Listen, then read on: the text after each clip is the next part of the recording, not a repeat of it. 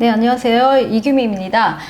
오늘은 굉장히 핫하죠. 강남 3구 중에서도 진짜 시간 속도 이상으로 막 안에서 내부적으로 몸부림을 치고 있는 용산에 대해서 제가 좀 소개를 해보려고 합니다. 용산하면 좀 막막하시잖아요. 제일 많이 생각하시는 것들이 요즘 뭐 신고가를 치고 있는 나인원 한남이라던가 뭐 이런 한남 뉴타운이라던가 이런 것들만 생각을 하시는데요. 그런 것들을 생각하시다 보면은 나는 투자할 데가 없어. 나는 투자금이 없어. 나랑은 먼 부자들의 얘기야 라고 생각을 하시기 때문에 아예 관심조차 못 갖고 계시는 분들이 많아서 용산도 2억대가 가능해? 3억대도 괜찮아?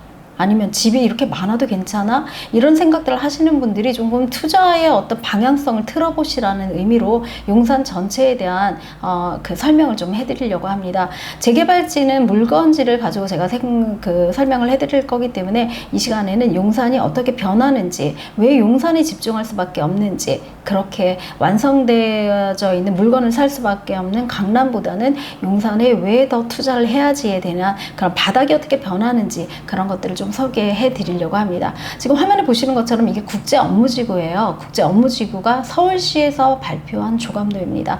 메인층 100층을 기준으로 해서 16만 8천 평 한 20필지의 건물들을 들어서게 하겠다. 그리고 용적률은 1700%까지 주겠다. 메인타워는 2030년도에 입주를 시키겠다. 그런 그 발표들을 했기 때문에 세운시장이 어쨌든 이번엔 약속을 지키려고 굉장히 노력을 하고 용산에 있는 재개발지들도 거의 뭐 한 구역당 코디네이터들이 좀 있다라고 보시면 됩니다. 실제적으로는 재개발 신청을 했을 때 코디네이터들이 좀 붙는데요. 용산 같은 경우는 재개발 그러니까 정비구역 신청 전에도 대부분 이곳에 어떤 그 시 관계자들, 구 관계자들이랑 협의가 먼저 선진행되고 신청을 하는 그런 곳이다. 조금 다르죠, 패턴이. 그렇게 되는 곳이다라고 말씀을 드립니다. 그럼 왜 용산에 집중을 하는지, 우리 저희가 그 투자처, 특히나 뭐 토지라던가 이런 것들을 설명할 때는 일자리 개발이라던가 여기 들어간다던가 신도시가 들어간다던가 했을 때는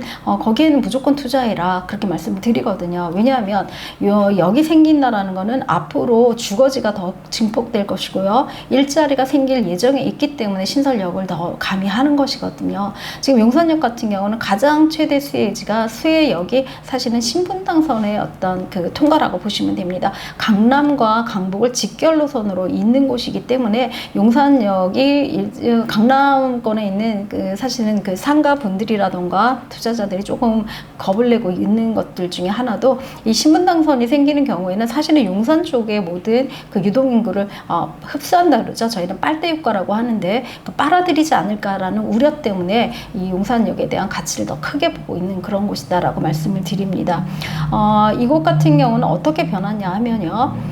과거에 뭐 그 3도심이라던가 교통의 핵심이라던가 이런 것들은 차치하고라도 향후에 주변 개발지만 보셔도 알 수가 있는데요.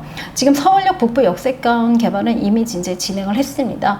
부지가 뭐 2,900평방미터 정도밖에 안 되기 때문에 만평이에요. 만평이 어느 정도 규모냐 하면요. 저희가 그 원효로 사가 맞은편에 있는 현대자동차 서비스센터가 여기가 그 모빌리티 시티죠. 드론 택시가 뜰 수 있는 그렇게 변하는데 거기가 만평입니다. 결국은 북부 역세권 활성화 같은 경우, 북부 개발 계획 같은 경우에는 한 38층짜리 건물 5개 동으로 끝난다라고 보시는데요. 용산 같은 경우에는 한 20개 필지로 분양을 하니까 제가 이제 바꿔 말한다면 한 필지 한 동씩만 지어도 거의 한 뭐 4, 50층 이상의 규모가 한 20개는 들어오지 않겠느냐. 자, 그렇다고 하면은 테헤란로 그 삼성동에서 강남역까지 전체 테헤란로에 있는 건물을 다 끌어모아도 국제업무지구를 못 채운다. 그만큼의 직장인 정주 인구가 들어서는 곳이다. 그렇게 저희가 말씀을 드립니다.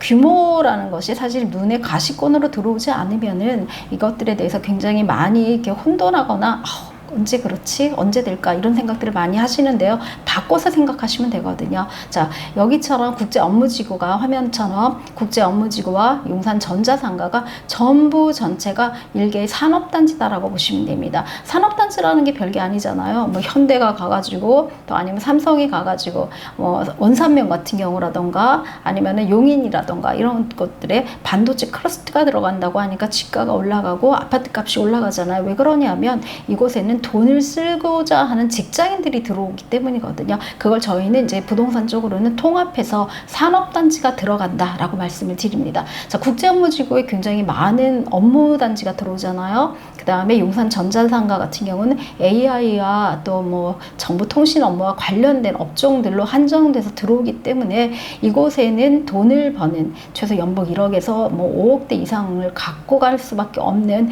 그런 구조의 고액 직장인 군이 정주하면서 먹고 쓰는 곳을 이곳에서 한다. 또 거주도 요즘은 직주 근접이기 때문에 거주까지도 생각을 한다면 요 안에서 벌어지는 인구 변화의 수는 서울시가 예측했던 뭐 한 30만 이상의 50만까지도 가지 않을까 그런 생각들을 하는 그런 곳입니다.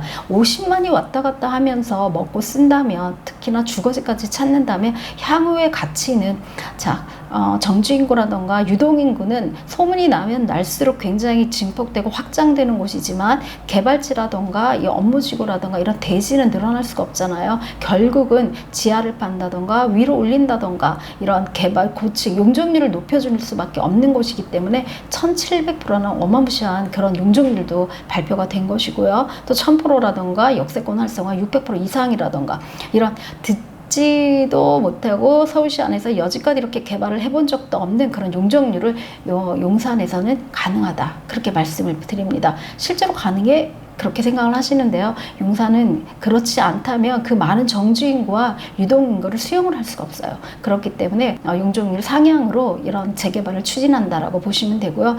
이곳에는 굉장히 많은 시설들이 들어옵니다. 우리가 생각하기에는 뭐 금융지구의 삐죽하니 업무 시설만 들어온다고 생각을 하시는데요. 서울시는 그렇게 발표를 안 했습니다. 건물별로 스카이라인을 만들겠다. 그 스카이라인만 돌아다녀도 1.1km예요. 두 바퀴 돌면 하루 우리 걸음 만보 걸음이 더 되는 그런 곳이기도 하고요. 이 안에는 용산 콘서트홀이라던가 서울 아트 뮤지엄이라던가 이런 시설들, 문화 시설들도 같이 가미하겠다. 그래서 여기는 업무와 주거와 문화가 같이 공존하는 그런 곳을 만들겠다라고 했고요. 이 시설 계획을 발표했을 그때까지만 해도 사실 두 가지가 빠졌었는데 그 종합병원하고 국제학교죠. 이 두 가지까지도 철도 쪽 부지를 살살 뺏어서 이렇게 짓겠다라고 했다. 그렇게 발표를 했습니다. 결론은 뭐냐면 이 안에 있는 재개발 지역에 있는 그런 아파트라던가 이런 사람들은 전부 다 이 시설들을 이용할 수 있는 그런 생활 인프라가 더 커진다라고 보시면 되고요. 굳이 여의도까지 넘어가지 않더라도 종합병원들을 가까이서 도보권에서 이용하실 수 있는 그런 곳이다. 그렇게 다시 신도시가 생긴다라고 생각을 하시면 됩니다. 자, 국제업무지구의 개발 계획은 사실은 오세훈 시장이 매번 말을 하고 모든 서울시라던가 이런 국토 관련된 분들이 다녀오는 곳들이 있죠. 도쿄역이라던가 아자부다이 힐즈 이런 곳들을 가면서 재개발의 모형들 또 싱가포르의 마리아벨리라던가 또 상해라던가 이런 것들을 보면서 계속해서 런칭을 해옵니다. 그 중에 가장 큰 거는 사실은 아자부다이 힐즈라는 곳인데요. 도쿄역의 출구가 39개인 거를 알고 계신 분들은 별로 없어요. 결국은 뭐냐면 도쿄역에 있는 모든 그 만남의 광장은 지상이 아니라 지하에서 이루어지거든요.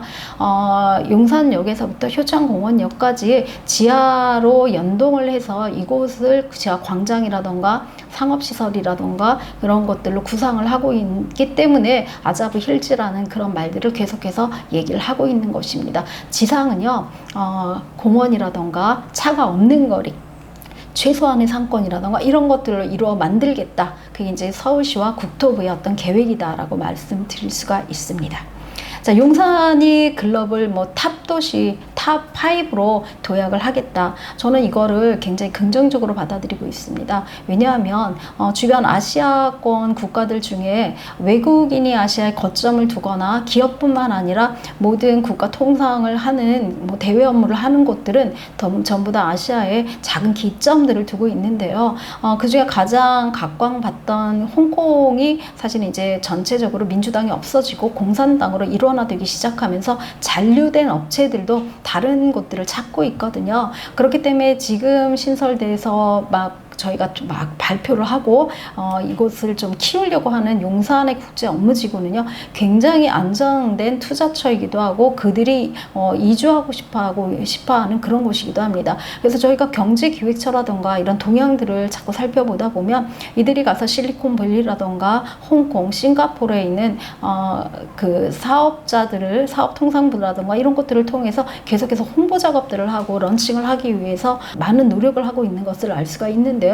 결론은 뭐냐면 국제 업무지구는 국제 업무지구답게 아시아의 총괄 개념으로 한번 키워보자. 그런 생각들을 국가가 하고 있고 저는 가능하다라고 생각을 합니다. 이곳에 그렇게 많은 고연봉의 어떤 사람들이 들어온다면 더불어서 좀 더디기는 하더라도 저희 재개발지도 차후에는 뭐 신용산역의 35억이라던가 한남 더위를 능가하는 그런 포인트로 가지 않을까. 그래서 굉장히 귀하고 굉장히 뭐 좋은 입지에 있는 땅이기 때문에 조합원들이 좀 협력을 해서 뭐 25평이라던가 32평의 그 조합원 아파트에 목매지 않고 여기에 있는 재개발지를 조금 더 그 합의 사항에서 뭐 라이너 한남을 넘어서는 그런 평형대로 가져간다면 훨씬 더 수익이라던가 앞으로의 자산 가치도 극대화될 수 있는 그런 곳이 용산입니다.